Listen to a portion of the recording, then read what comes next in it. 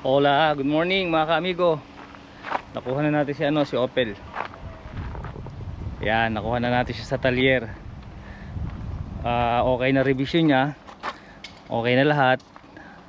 Pero hindi pinalitan yung niya, yung hindi siya change oil dahil hindi pa raw hindi pa dapat palitan yung langis. So magmamarka naman daw doon sa loob pagka kailangan ng palitan yung niya, pagka kailangan na i-change oil. Eto, may dala akong mga kaamigo. Kuwanto yung pinag-anuhan ng kape. Sana ba yan? Ito yan. Yan yung pinagkuhanan ng kape. Yung mga busal ng kape na gamitan namin sa trabaho. Humihingi sa akin si Manong Tito at itatry daw niya panglayo ng mga kulisap o pwedeng gawing abono. Ito, iwan na lang natin dito. Yan yan yung yan yung pinaggamitan ng kape. Iwan na lang natin dito. Diyan niya susubukang ilagay sa mga tanim niya. So tingnan natin pagka okay at maganda, kuka tayo araw-araw sa trabaho natin at tapos susubukan din natin dito sa tanim natin.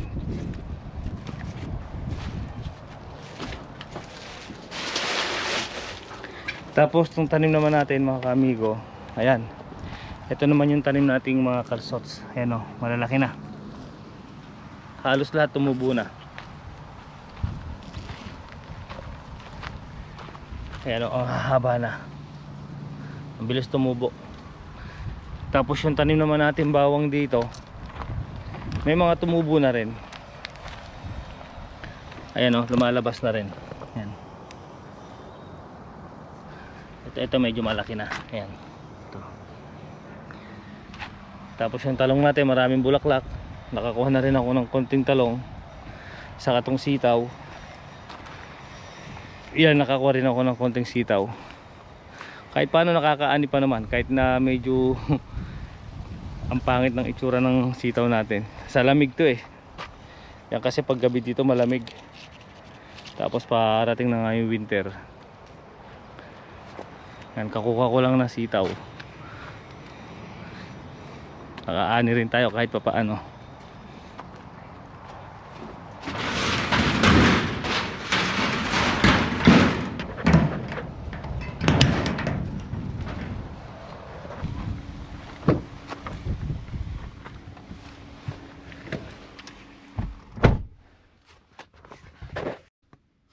Shoutout nga pala kay ako si Vincent.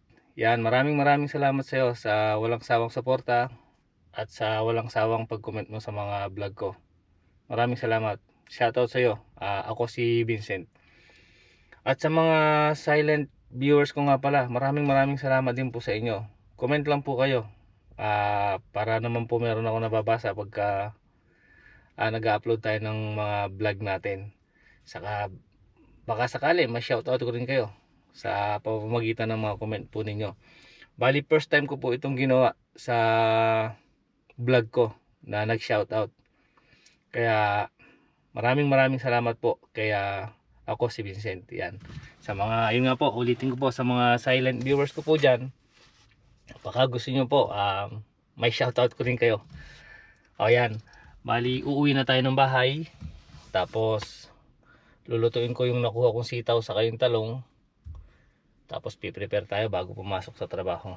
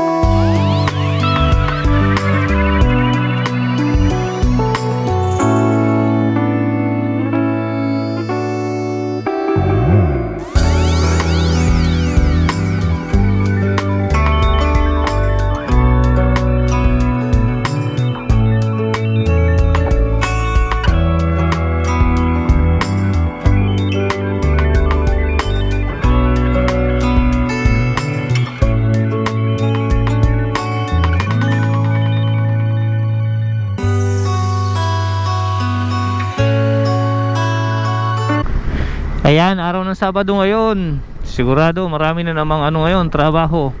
Basta weekend, sigurado yan, matik. Maraming trabaho.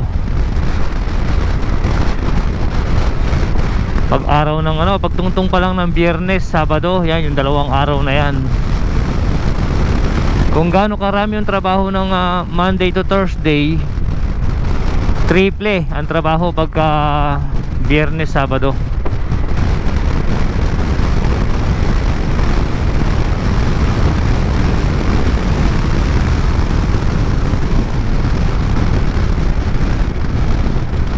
So magpapadala sana ako ng pera sa Pilipinas, pero alas 4:25 na.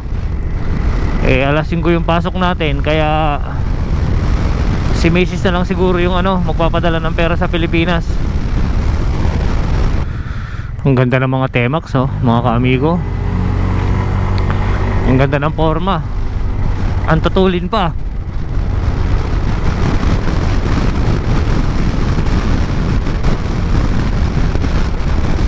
Kaya lang kasi pagka Temax ang service mo rito sa loob ng Barcelona, masyadong malaki. Kumbaga sa kuwan sigurado bukod sa magastos sa gasolina yan, yun nga, hindi siya affordable na na gamitin. Kung pampasok trabaho lang naman, kung pampasok sa trabaho at pag uwi ng bahay, masyado siya malaki. Tama-tama lang dito sa loob ng Barcelona yung 300cc saka yung mga 400cc yan. Kung tutusin nga, 400cc parang sobra na rin 300 tama-tama lang. Kung wala ka namang laging inaangkas, ikaw lang mag-isa lagi ang nagbibiyahe, tama na yung 125. Pero pagka lagi kang may angkas, 300 okay na. Katulad ng sitwasyon ko, ayan, kami ni Mrs. Normalmente naiangkas ko siya. Lagi ko siyang naiangkas dito sa kay Granding, kaya tama lang tong 300.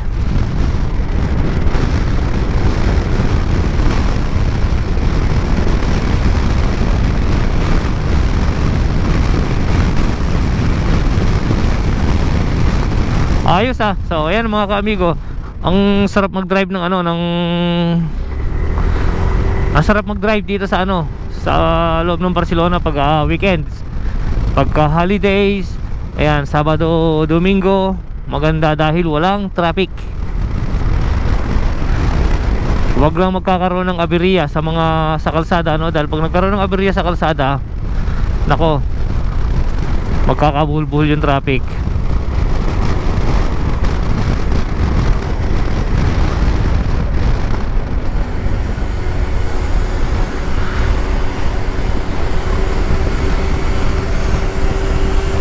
Yan yung nasa unahan ko na yan mga kaamigo, yan 50cc lang yan. Di ba? Ayos, dahil makikita nyo naman yung plate number niya Pag yung plate number niya kulay dilaw, ayan, 50cc lang yan.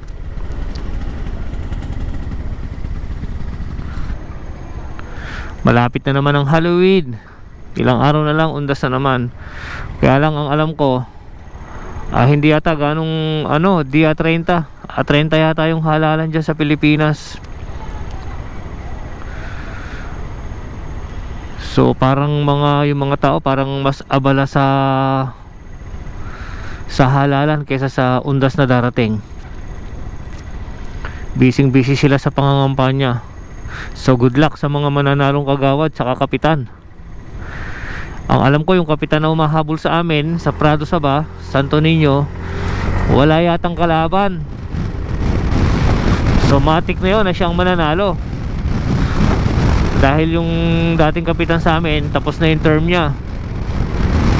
Ngayon yung lalaban ng kapitan sa amin, mag-isa lang siya, walang lumaban sa kanya. Kaya matik na yun na siyang magiging kapitan dun sa amin sa sa Lubao, Santo Niño, Pampanga.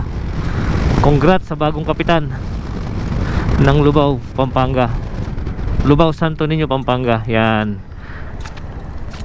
Yan mga kamigo, nandito na tayo sa trabaho natin. Katulad pa rin ng dati, hindi natin pwedeng paandarin yung motor natin dito sa daanan ng tao. Dahil pag natsyempuhan tayo ng pulis, huhulihin tayo at mumultahan. Kaya na lang natin. Yun si Mrs. sa loob. Yan, every weekends nagtatrabaho siya rito.